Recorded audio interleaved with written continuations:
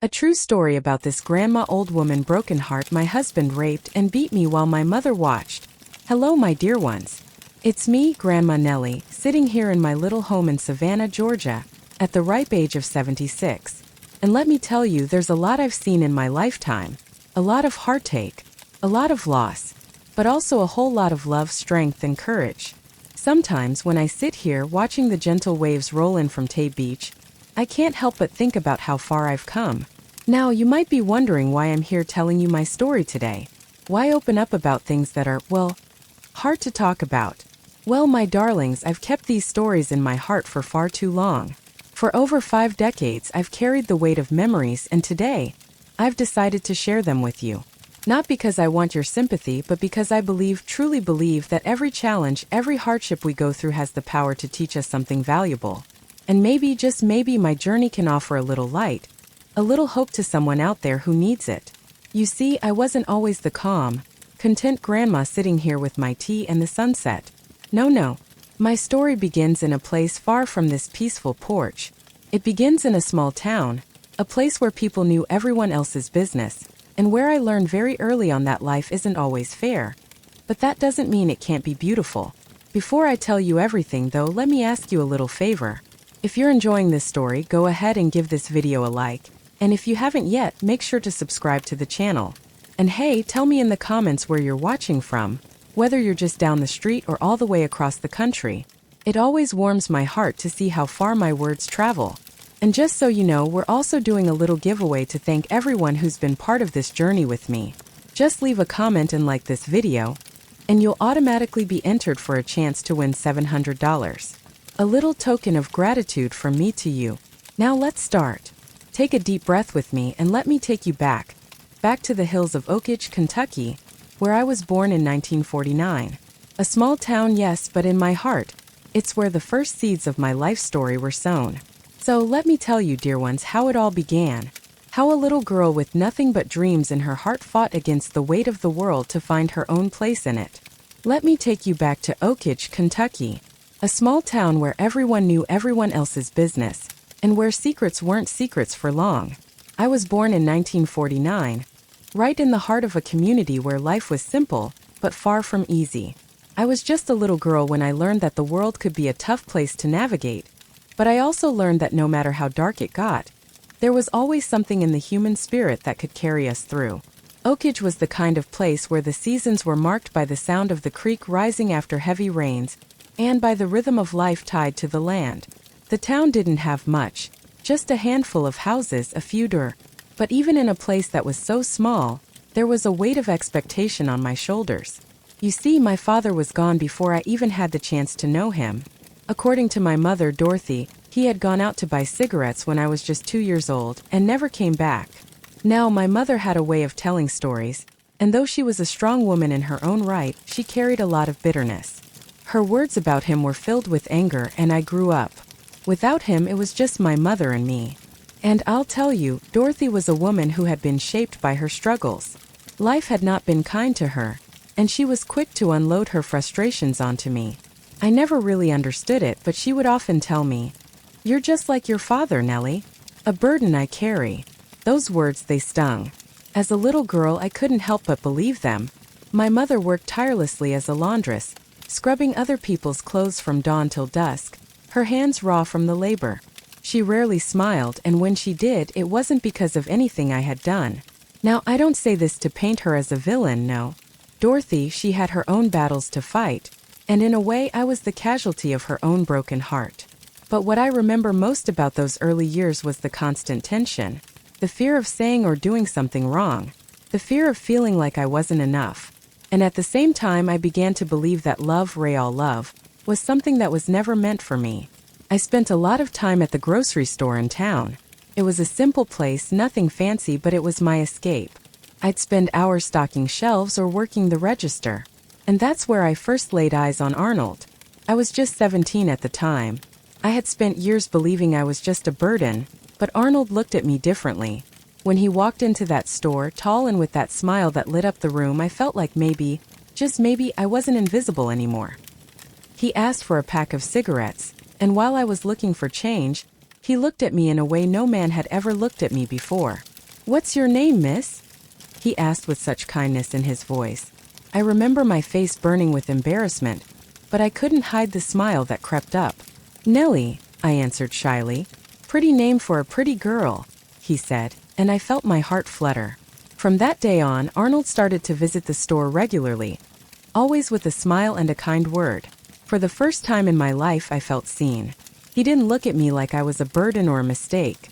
He made me feel special. It was the first time I had ever heard someone call me princess, and it was a title I never thought I deserved. But it wasn't just his compliments that drew me in. It was how he made me feel, how he respected me in a way that no one had before. He talked to me about the world, about things beyond Oakidge. And for the first time in my life, I began to dream of something more. A life beyond the walls of my mother's house, beyond the pain, beyond the struggles. Of course, things weren't perfect. My mother didn't trust him. She was bitter, skeptical. "A city hall man," she said. "A man who takes interest in a girl like you must have ulterior motives." But I was young and hungry for love, for something to cling to, something that told me I was worthy. So I pushed aside the doubts, the warnings, and let myself believe in the possibility of a future where I was loved, not as a burden but as a princess. And in some ways, that belief carried me forward through the storm that was yet to come. Now you see, my dears, that's when the seeds of struggle were sown in my heart. The belief that love could be the answer to all my problems. The hope that one day, I would escape the pain of my childhood and find a world where I could truly be happy. But, as you may have guessed, life is never that simple, and what began as a dream would soon start to unravel in ways I never could have expected. But that's a story for later. Now let me ask you, my dear ones, have you ever had a moment when everything seemed perfect, and then suddenly you realized you were walking right into something much darker than you ever imagined? Growing up without a father, I didn't realize at first how much it would shape me, how it would leave a hole in my heart that nothing seemed to fill. My mother, Dorothy, was a force to be reckoned with in her own right, but there was. You see, my mother wasn't the type to sit down and explain things in a gentle way. Life, in her eyes, was a series of struggles, and as much as she worked to provide, there was no emotional support, no tender moments. It was hard to even imagine what a father's love felt like because from a very young age, I was made to believe that men were not the answer to any of my problems. I grew up with the idea that men left, that they abandoned you when things got tough, just like my father did when he walked out to buy cigarettes and never returned. But still, there was that yearning inside me, a longing for. There were men in my life who came and went, friends of my mother's, acquaintances from town, but none of them stayed long enough to leave an impression. I was always a little wary, a little guarded. But then one day, Arnold walked into that grocery store and everything changed. He was the first man who really looked at me like I was more than just a girl from Oakidge. He made me feel important, as though I had something valuable. When Arnold started to visit the store regularly, I was drawn to him. It wasn't just his kindness or the way he treated me. It was something deeper. For the first time, I felt like there was a man who truly saw me, who was willing to offer more than just empty words. He spoke to me with respect, asking about my dreams, about the things I wanted in life. He made me feel like I could be more than what my mother had always told me I was. That I wasn't a burden, that I wasn't a mistake. I realized, looking back, that what I was really seeking from Arnold was what I had missed all those years: guidance, protection, and someone to help me believe that I deserved better. But it wasn't just the lack of a father that left me open to this. It was also the lack of a positive male role model. I had no idea what it was supposed to feel like to be respected by a man, to be cared for by one who truly wanted the best for me. For the first time, I had hope. Arnold made me believe that I could escape the cycle of bitterness and neglect that had defined my life up until that point. When he asked me to marry him under the blossoming tree in the town square, I said yes without hesitation. It felt like my chance to escape, to build a life with someone who genuinely wanted to take care of me. But as life often teaches us, appearances can be deceiving. I thought Arnold was the answer to all my prayers, the man who would help me build the life I had always dreamed of. But the truth says it. It's funny how life works, isn't it? You spend so much time wishing for someone to step in and give you the love, the care, the attention you've been missing. But when it finally comes, sometimes it's wrapped in a package you didn't expect. A lesson that I learned, as painful as it was, is that we need to be careful what we wish for and who we allow into our lives to fill those spaces. And yet, despite everything that happened with Arnold, there was one important thing that stayed with me from that time. So, as I tell you this part of my story, my dear ones, let me ask you, how many of you in your own lives have ever found yourself searching for something you didn't have, only to realize later that what you needed was already within you? This is just the beginning of my story, my dears. And as we move forward, I hope you'll see how everything fits together, how the pieces of my past came together to shape the woman I became. But first, let's dive into what happened next. The first time I met Arnold, it was like a spark had gone off inside me. I was only 17 at the time, still working at the grocery store in downtown Oakidge, doing my best to keep the shelves stocked and the customers happy. But let me tell you, my life back then? It wasn't about joy or fulfillment, it was about surviving. I was just trying to get through each day, one foot in front of the other. But then he walked in. It was a chilly December afternoon, the kind that made your breath visible in the cold air. I had just finished stocking some canned goods when he entered the store. He was tall, with broad shoulders, and a smile that lit up the dimly lit aisles. My heart skipped a beat when he looked over at me and asked for a pack of cigarettes. There was something in his voice, something in the way he looked at me that made my heart race in a way I had never experienced before.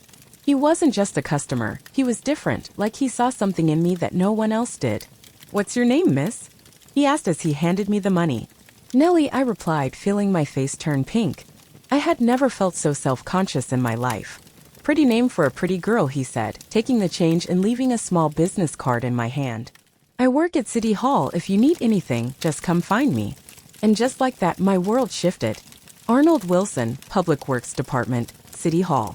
At that moment, he felt like something out of a dream, someone important, someone who could pull me out of the mundane life I had known for so long. I kept that card, holding on to it like a treasure, even though I didn't know why. He was a stranger, yet he had already made me feel like I mattered. The days that followed were filled with hope, a hope that grew every time I saw him.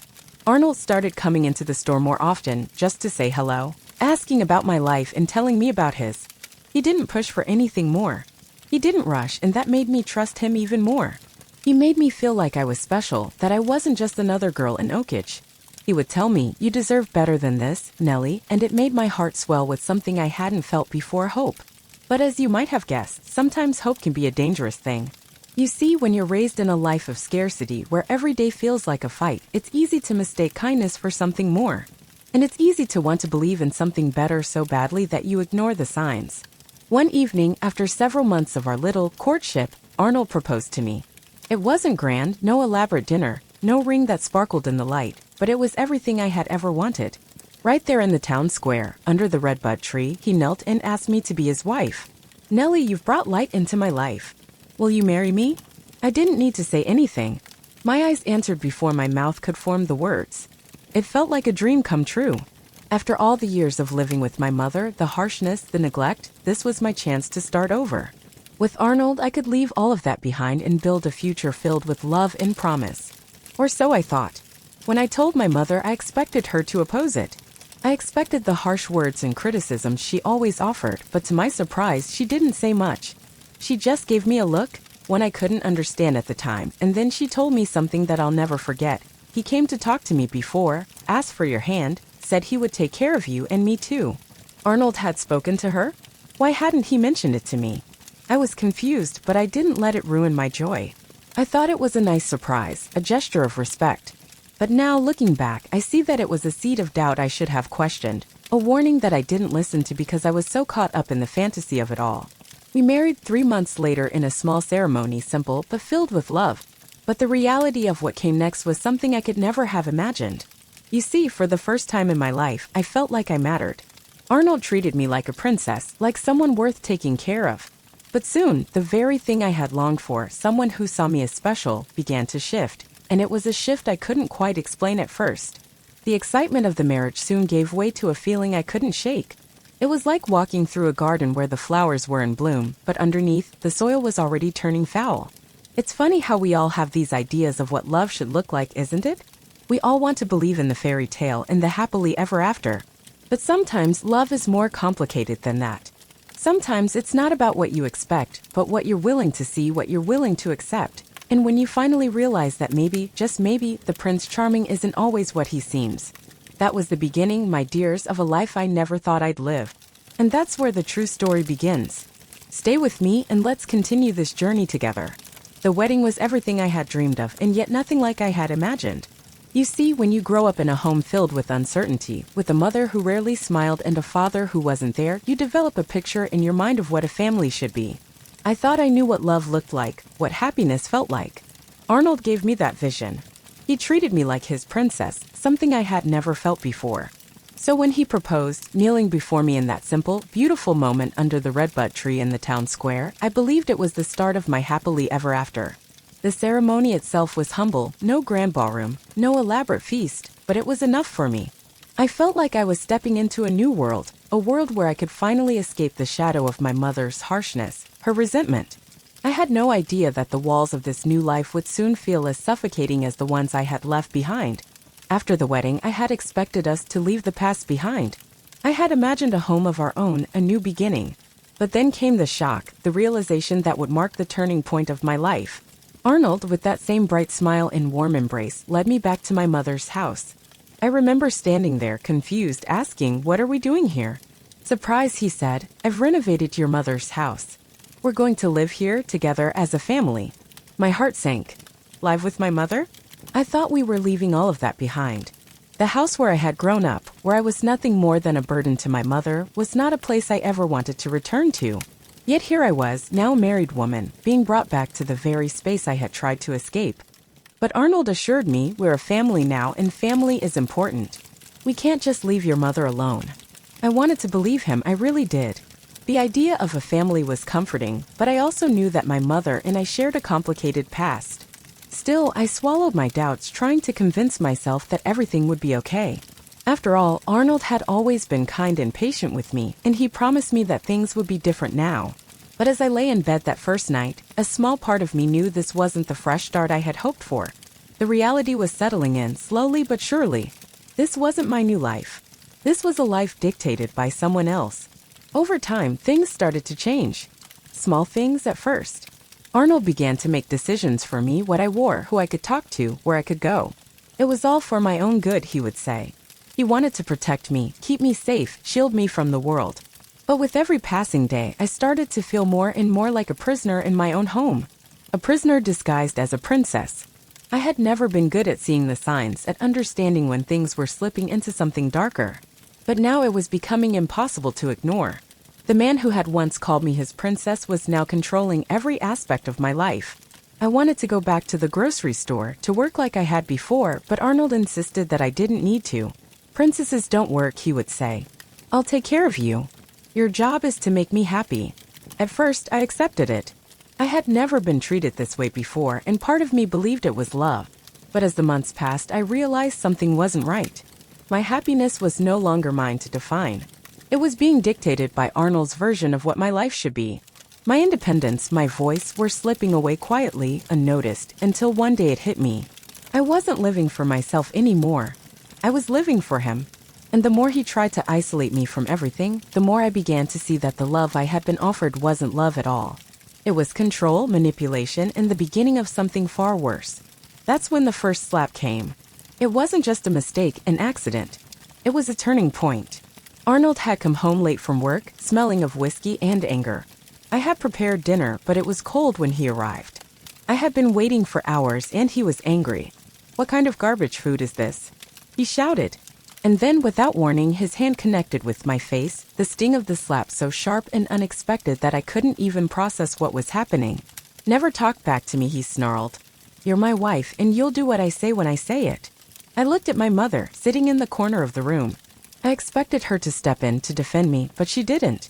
She just turned away, as if this was something normal, something that happened all the time. I had grown up under her roof, listening to her words, watching her actions. And now I realized the truth, she had been complicit in my suffering. Arnold's words were clear. I wasn't just his wife, I was his property. And my mother, instead of protecting me, was silently agreeing with him. The woman who should have cared for me, the one who should have stepped in and stopped this cycle, had decided to watch it unfold. As the days went on, the pattern became undeniable. The love I thought I had found with Arnold had turned into something unrecognizable. The man who had once promised me a life of happiness had slowly, bit by bit, started to control every aspect of my existence. And with each passing day, I began to see that the life I had dreamed of, free from the chains of my past, was slipping away from me. But my dears, this wasn't the end. It wasn't the conclusion of my story. No. The truth was just beginning to reveal itself, and sometimes the darkest times bring about the greatest revelations. At first, it seemed harmless, just small requests or suggestions. He would tell me what to wear, not because he thought I looked bad, but because he thought it was better for me.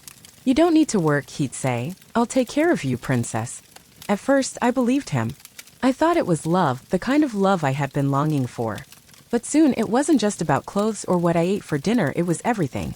He wanted to control where I went, who I spoke to, and how I spent my time. And I allowed it. I thought, maybe he knows best. Maybe this is what it means to be cared for. But gradually I began to realize that his care was no longer about love, it was about ownership. But the control didn't stop there. It grew more insidious. One night, when Arnold came home late, I was preparing dinner for him. He had been gone longer than expected, and I was anxious. As soon as he walked through the door, his face darkened. He stormed into the kitchen, his footsteps heavy. "What's this?" he snapped. "You've let the food get cold. Don't you care about me?" I tried to explain, to tell him that I had been waiting for him, but my words were met with silence, followed by the sting of his hand across my face.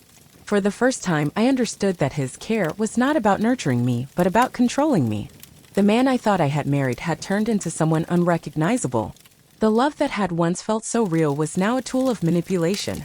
I stood there in shock, trying to process what had just happened. His anger seemed to come from nowhere. It wasn't about the food, it was about power. About him needing to be the one in control. And I realized in that moment that I wasn't his partner anymore. I wasn't his equal. I was his possession. And the worst part? My mother, the one person who should have protected me, didn't intervene. She watched in silence as Arnold raised his voice, as he raised his hand, and as he began to tear me down. I wanted her to speak up, to tell him it was wrong, but instead, she just watched, a quiet spectator in my suffering. The next few months became a blur of silent compliance. Arnold's behavior grew more erratic. The kind, loving man I had married was replaced with a man who needed to control every aspect of my life. The warmth in his eyes had disappeared, replaced by a cold calculation. He began to dictate what I wore, where I went, even who I spoke to. My world had shrunk to the walls of that house, and I couldn't find a way out. I still remember those early days when I would lie awake at night, staring at the ceiling, wondering how everything had gone so wrong. How had I gone from being the hopeful girl, looking forward to a life of love and possibility, to a woman trapped in a cage of control and fear? That night marked the beginning of the realization that love is not always what it seems. Sometimes the people who promise to love and protect us are the very ones who can take that love and turn it into something dark, manipulative, and controlling. The question is, how do we recognize it before it's too late? And once we do, how do we find the strength to break free? Sometimes the hardest truth to face isn't the actions of the people who hurt us, but the silence of those who should have protected us. For years, I believed that my mother, Dorothy, was simply a victim of circumstances, someone who had her own struggles and couldn't help me.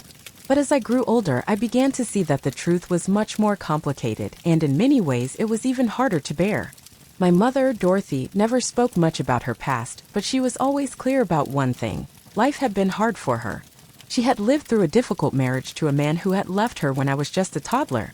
She would often say, with a bitter laugh, he went out for cigarettes and never came back. That was the story I grew up with, the story of abandonment, a man who had given up on us and left her to raise me alone. But what I didn't know then was that the story I'd been told was only half the truth.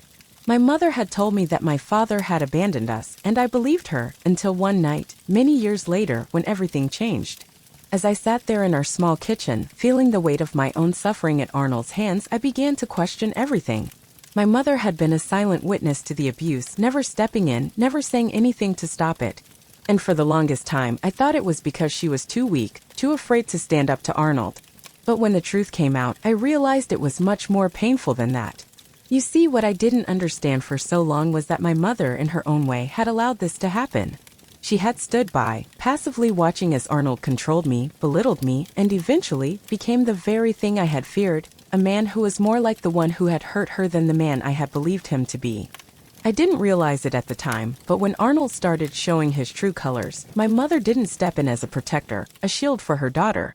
Instead, she became part of the problem. It wasn't until later, after everything had come to light, that I realized the truth. Arnold wasn't just my husband, he was a reflection of everything my mother had been through. Her silence was a defense mechanism, a way to protect herself from the pain of a life that had taken so much from her.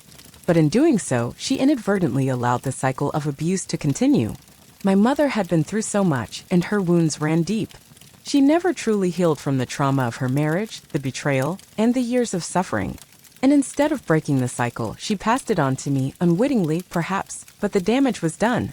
There were times when I would look at her, expecting her to step in, expecting her to protect me as a mother should, but all I saw was the woman who had once loved a man who abandoned her and now stood silent as the man she had married, Arnold, did the same to me. Her silence, her indifference, became as much a part of my suffering as the abuse itself. And that silence, dear ones, is the hardest thing to forgive. But as difficult as it was to face, this silence of hers also taught me a vital lesson. Sometimes we think we can escape the pain by shutting ourselves off from it. My mother had done that, distancing herself from the reality of her own abuse, and in doing so had become complicit in my suffering. What I learned, however, was that silence doesn't protect us, it keeps us trapped in a cycle. That was my lesson. We cannot heal if we remain silent about the things that hurt us the most. We must speak out. We must break the silence. Otherwise, we carry the weight of pain, not just for ourselves, but for others who may come after us. After the truth came out, I began to understand that my mother's silence was a reflection of her own fear, her own unresolved pain. But in the end, it wasn't the silence that freed me, it was speaking up. Speaking my truth. And in doing so, I began to reclaim the parts of myself that had been lost for so long. As the days went on, I learned to let go of the anger I had harbored for my mother. I learned that her silence wasn't an act of cruelty, but a survival mechanism she had adopted after years of suffering. I forgave her, not because she had asked for it, but because I needed to free myself from the weight of carrying that anger. And in forgiving her, I found peace. I was no longer a prisoner to the past. I was ready to move forward, to begin anew. And that, dear ones, is where my journey truly began. I'll never forget the first time Arnold hit me. It was a moment that shattered everything I thought I knew about love and security. The first time, I didn't understand it. I couldn't. Love was supposed to feel safe, wasn't it? Yet here I was, standing in the kitchen, expecting to serve him dinner, when that slap landed across my face so hard I felt the sting long after the moment had passed. It wasn't just the physical pain that hurt. It was the shock, the disbelief. How could this man, the one who had called me his princess, the one who had promised me a life better than the one I had grown up with, do something like this? I stood there frozen as his angry voice rang out, accusing me of something I didn't understand. It wasn't even about the food. It never really was. Arnold had always been so patient with me. He treated me like I was precious, even when my mother, Dorothy, made me feel like I was a burden. I had trusted him completely, thought I had found my salvation. But that first blow, it was a revelation. It shattered that illusion. For the first time, I realized that love, or at least what I had thought was love, could hurt. That it could be a weapon, not something that protected you, but something that could break you. I didn't know what to do. I wanted to scream, to fight back, but my body froze. How could I react? How could I make sense of what was happening when just moments before everything had felt so right? My world had shifted so quickly from safety to terror. But in that moment, I also learned something important. Fear is a powerful force, but silence can be even more destructive. I didn't scream. I didn't fight. I became numb, thinking that if I just stayed quiet, everything would somehow go back to normal. But I soon realized that silence doesn't heal. It festers. It rots inside you. And it was only a matter of time before I would be swallowed whole by it. That night, as I lay beside him in bed, pretending to sleep, I felt a coldness settle into my chest. It wasn't the first blow that broke me, it was the realization that my life had just taken a turn I couldn't undo. And what hurt the most, what really shattered me, was the realization that my own mother, Dorothy, had seen this coming and done nothing. After everything, after all those years of pain, I thought my mother would protect me. I thought she would stop it, would see the man she had pushed me into and tell me to run. But when I looked at her, I saw the same silent woman I had grown up with, the one who had never intervened, who had stayed silent, letting me believe I could protect myself. I realized that day that the real prison wasn't Arnold's hands, it was the silence I had inherited, the silence of a woman who had accepted her own suffering and passed it on to me. I had to break that silence, but I didn't know how. Not yet. In the days that followed, I told myself that maybe it was just a mistake. Maybe he was tired. Maybe he had just had a bad day. I tried to rationalize it, to explain it away as something that couldn't happen again. But deep down, I knew I had to make a choice: continue living in the shadow of violence, or find the courage to face the truth and change the course of my life. That first blow set the stage for everything that came after. It was the catalyst that would eventually lead to my breaking point, the moment that would force me to choose between survival and true living. But at that time, I didn't have the courage to escape. I was still too caught up in the belief that love should hurt and that I could fix everything with enough patience and enough silence. But that silence, dear ones, only built a bigger cage around me. And the only way out was to speak, to stop pretending that everything was fine, to stop believing in a love that didn't exist and start believing in myself instead. Sometimes life has a way of surprising us. When you least expect it, someone will come into your world, not to change everything at once, but to offer you a glimpse of hope.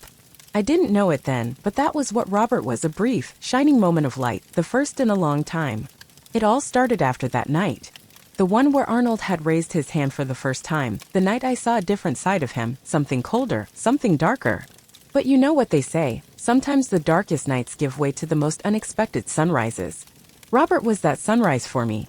You see, the whole situation with Arnold had started to feel suffocating, like I was trapped in a storm with no way out. My hopes, my dreams, they were all buried under layers of fear and the constant reminder of what I thought love was. Arnold's control over me was suffocating, and I didn't know where to turn. But then one day, when I was washing the dishes in the kitchen, I heard a knock at the door. I didn't expect anyone.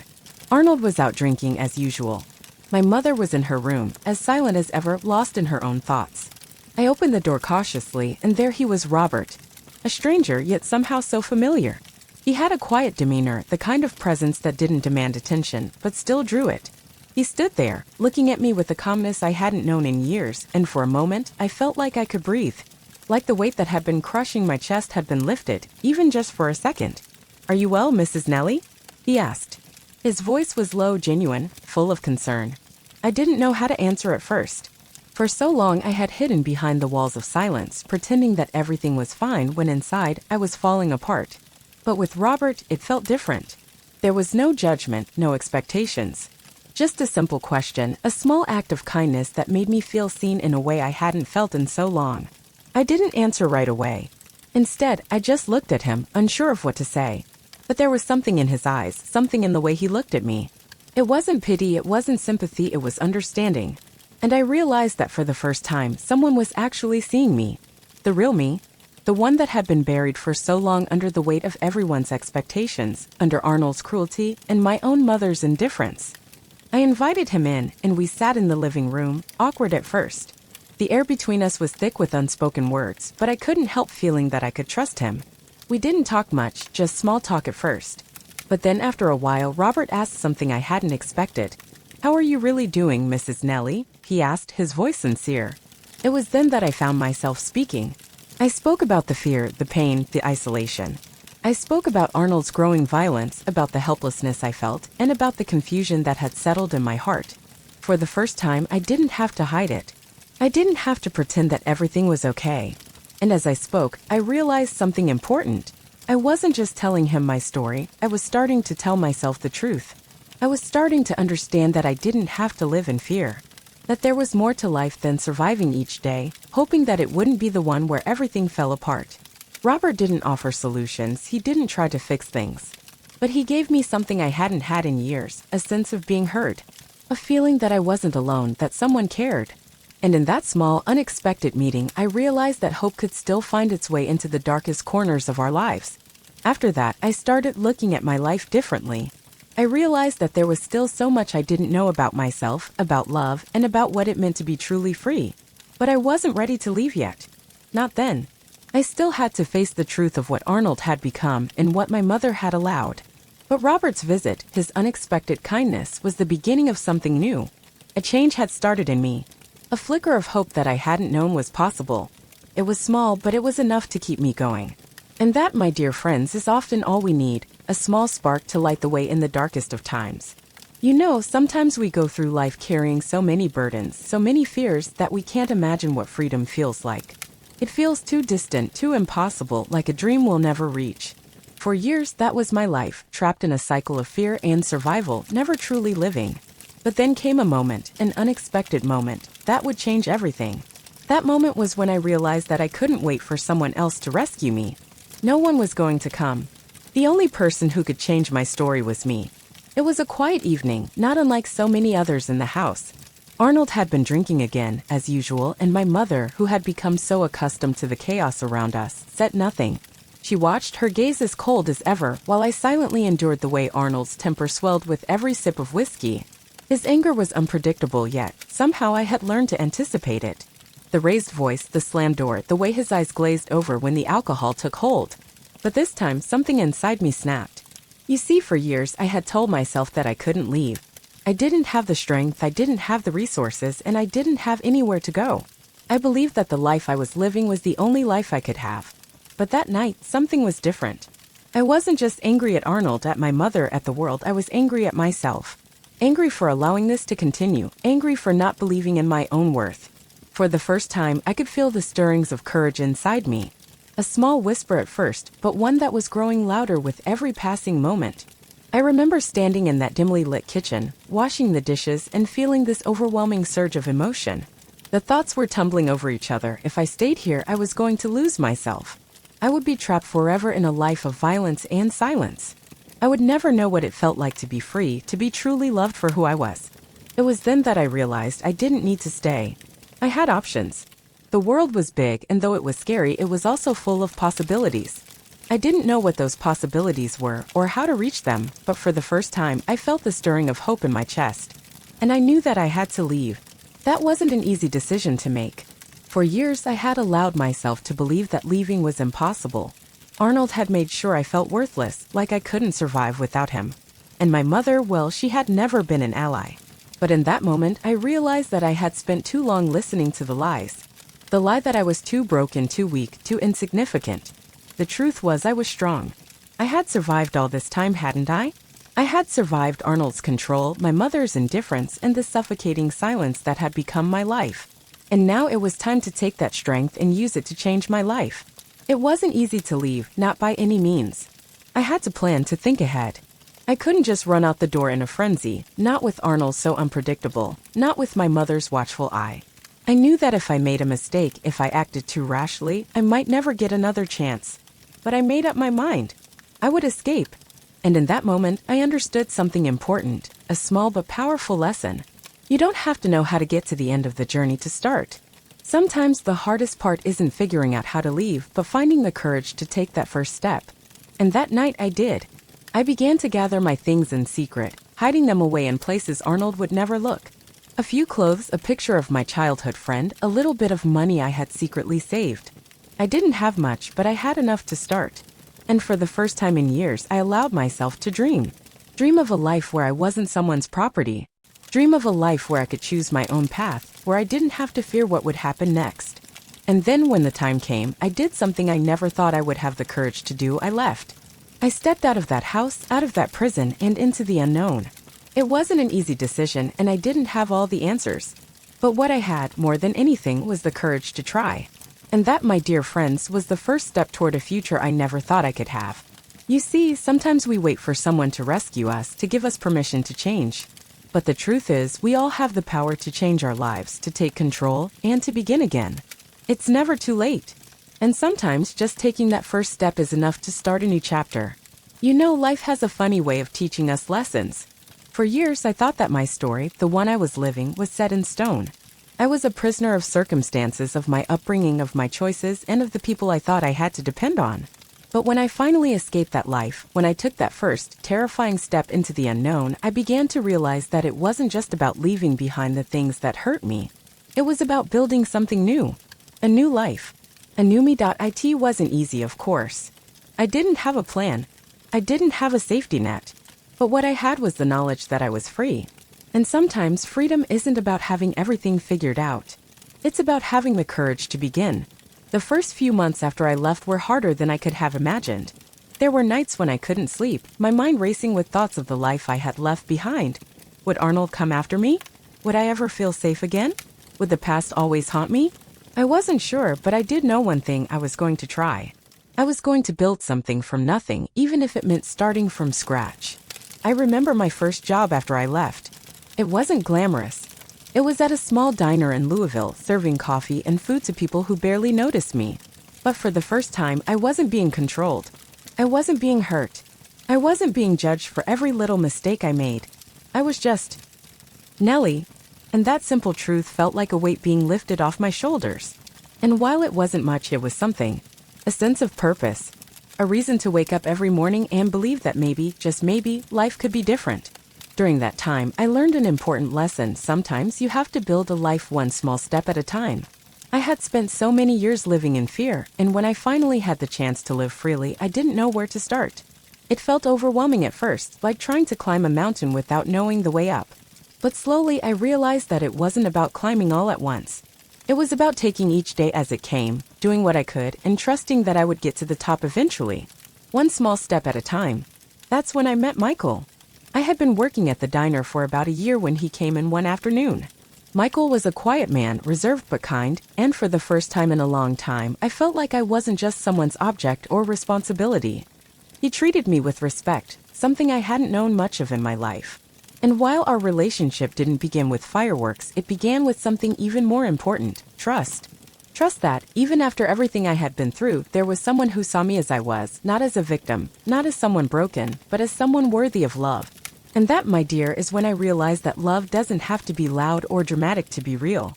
Sometimes it's quiet, it's steady, and it heals. Michael didn't try to fix me. He didn't see me as someone in need of saving. He saw me as an equal, and that made all the difference. Together, we began to build a life, slowly, carefully, and with love. He taught me how to trust again, not just in him, but in myself. I learned that I could be strong, that I could stand on my own 2 feet, and that I didn't need anyone to validate my worth. As time went on, I began to think about my future. I had always wanted to finish my education, but that had been put on hold for so many years. Now, with Michael's encouragement, I decided it was time to pick up the pieces of my past and move forward. I enrolled in night school, working by day and studying by night. It wasn't easy, but every time I passed a test, every time I got a grade I was proud of, it felt like another victory. And for the first time, I began to believe that maybe I could be something more than the woman who had lived in fear for so long. I could be the woman I had always dreamed of, the woman who stood tall, the woman who knew her worth. That's the thing about new beginnings, dear. They don't come with a map or a guide, but they come with courage. And once you have the courage to begin, you'll find that the path, though hard, is always worth walking. And so, my dear friends, after all the heartache, the suffering, and the pain, I finally found peace. A peace that came from within, a peace that no one could take away. But just as importantly, I found myself again. And that, above all, is what I'm most grateful for. So, if you ever feel like your life has been lost to the storms, remember this. Sometimes, the most beautiful rebirths come from the darkest of places. It's not the end that defines us, but how we rise from it.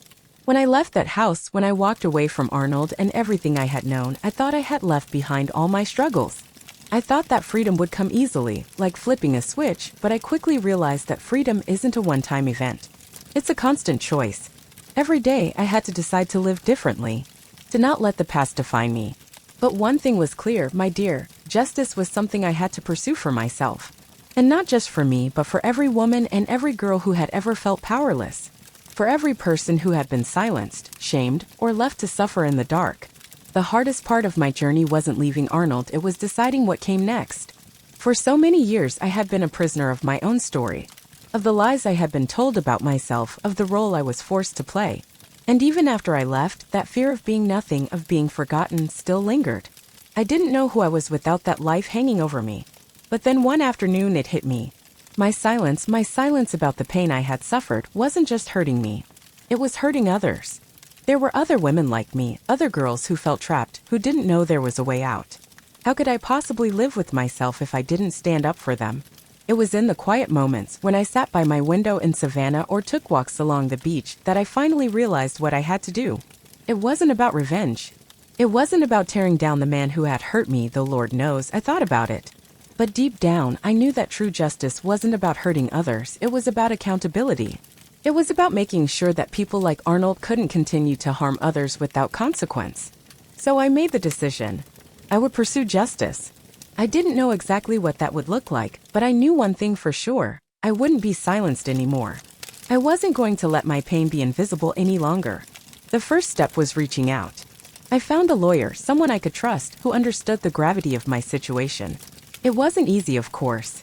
There were moments when I doubted myself, when I questioned whether I was strong enough to face the truth, to go public with what had happened. After all, I wasn't just exposing Arnold, I was exposing everything. The town I grew up in, the people who had turned a blind eye, the system that had failed me.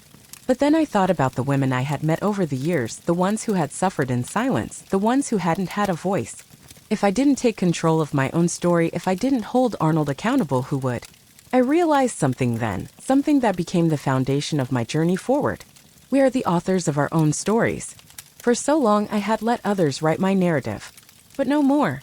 I was going to take control. The process was long, exhausting, and at times defeating. But each day I fought, I learned. I learned that the fight for justice isn't easy, but it's necessary. It isn't always quick, but it's worth it. And most importantly, I learned that it's okay to feel afraid, but never to let fear dictate your life. And so I pressed on, one step at a time. With every form I filled out, with every court appearance, I was not just seeking justice for myself, but for every woman and girl who had been abused, forgotten, or silenced. I knew the road ahead would be difficult, but I was ready. I took control. And in doing so, I became something I never thought I could be, someone who had the power to shape her own future. When I look back on everything I've lived through, it often feels like I'm looking at someone else's life. The girl who grew up in Oakidge, who lived with fear every day, the young woman who believed she was worthless, and the wife who thought she would never escape the chains of control. She seems like a stranger to me now. But she's also the reason I am who I am today. It took years for me to understand that while our past shapes us, it doesn't define us. For so long, I thought that the abuse, the lies, the broken promises, those things would be the things that I was remembered for. But here's what I've learned, my dears: the past only has as much power over us as we allow it to have. We can choose to live as victims of our stories or rewrite them with strength, love, and resilience. I remember the first time I truly realized this, when I made the decision to take control of my own story, to stop letting others write the chapters of my life. When I decided that my voice mattered, that what happened to me wasn't a reflection of who I was, that was when everything began to change. And it wasn't easy, you know. It wasn't like flipping a switch and suddenly everything was okay. No, it was a battle every day to remind myself that I had the power to move forward, even when the pain of the past tried to drag me back. But little by little, step by step, I began to rebuild. Even after all the years of trauma, there were moments when life showed me that beauty could still exist. I found that in the small things, like the quiet evenings by the beach, the conversations I had with friends who cared, and the love I found in my own heart for myself. But more than anything, I found it in my children. And my daughter, the little girl who had been the symbol of my escape from that terrible life. And in the family I built with Michael, my steady, kind husband who loved me for exactly who I was, not for what others thought I should be. There were times when I thought about the future, about all the things I missed, and I was angry. Angry at the time that was stolen from me, angry at the man who hurt me, angry at my mother for her role in the suffering. But then I realized something important. Anger is only a chain that holds us back. The only way to truly break free is to let go of that anger and embrace the life that is waiting for us now in this moment. So I decided to rewrite my story, not just for myself, but for all the women who feel trapped, who think they don't have a way out. For anyone who's ever believed that they are less than worthy of love, respect, and happiness. Because here's the truth, you are worthy. I am worthy. And no matter how many times life knocks us down, we can always get back up. It's not about never falling, it's about how we rise. My story, like all of our stories, isn't perfect. It's filled with chapters one wish I could forget, moments I wish I had never lived through. But those chapters, those moments, they have shaped me into the woman I am today. And today I stand here, not as a victim, but as someone who is finally free. Free to live, to love, and to share my story with all of you. I've learned that a life rewritten is a life reclaimed. And I hope that by sharing my story, you understand that no matter what you've been through, no matter where you've come from, it's never too late to rewrite your own. The power to change is within you. The choice is yours always. Thank you for staying with me on this journey, for listening, for understanding, and for believing in the possibility of a new chapter. If my story has touched you, if it's given you the strength to take that first step toward change, then I've done what I set out to do.